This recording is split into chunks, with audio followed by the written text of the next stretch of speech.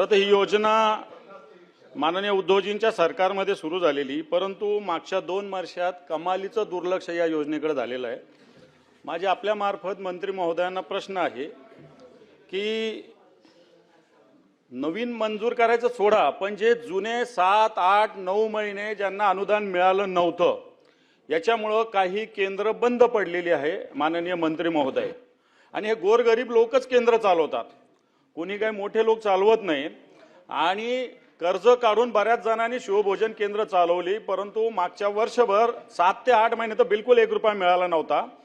जे बंद पडलेले शिवभोजन केंद्र आहे हे पुन्हा सुरू करण्यासाठी आपण त्या शिवभोजन केंद्रांना पुन्हा परवानगी देणार का? त्यांचं थकीत अनुदान तर दिलं असेल, परंतु मला असं वाटतं जे केंद्र बंद पडले ते पुन्हा एकदा सुरू करण्यासाठी आपण प्रायोरिटी देणार आहे का? मी नवीन सुरू करण्याची मागणी मुळीच करत नाहीये, पण जे आपण अलॉट केलेले किमान ते, आणि खऱ्या अर्थानं रुटीन दर महिन्याच्या महिन्याला आपण अनुदान देत नाही म्हणून हे बंद पडतात। हे जर रेग्युलर आपण अशा पद्धतीनं या शिवभोजन केंद्राचा निधी दिला तर मला असं वाटतं कोणतेही शिवभोजन केंद्र बंद पडणार नाही। याच्यासाठी सरकार काय पावलं उचलणार?